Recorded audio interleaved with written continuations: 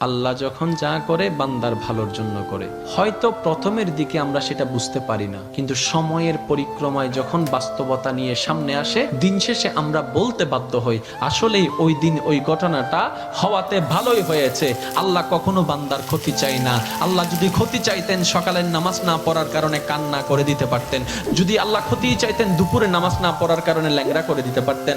আল্লাহ সেটা চান না। আল্লাহ চাই বান্দার সব সময় ভালো। আর মা তো দেখেন জন্ম দেওয়ার কারণে সন্তানে তো অপরাধ করার পরও মা সন্তানের প্রতি কতই ভালোবাসা, কতই মায়া। বাবার কাছ থেকে সন্তানের পিঠকে বাঁচাই ফেলছে, এরকম হাজারো মা আছে ওই মায়ের জন্য।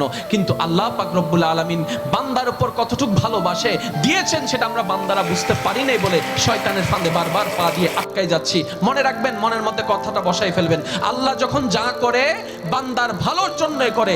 একদিন না একদিন সেই ভালোটা আপনার বিবেকে এবং মনে প্রমাণ হয়ে সামনে চলে আসবে। আমি বুঝাতে চাচ্ছি আমাদের সাথে সবচেয়ে কানেকশন কার বেশি ভালো থাকতে হবে, বান্দা হিসাবে আল্লাহর, উম্মত হিসাবে নবী রাহমাতুল লিল আলামিনের।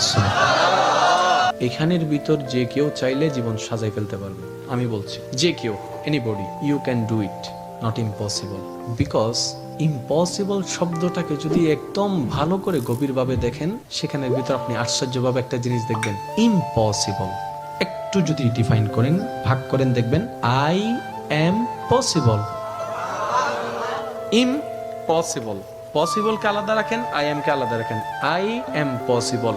ইম্পসিবল শব্দটাই আপনাকে জানান দিচ্ছে আমি অসম্ভব নই, যদি রবের রহমত থাকে আমি তোমার জন্য সম্ভব।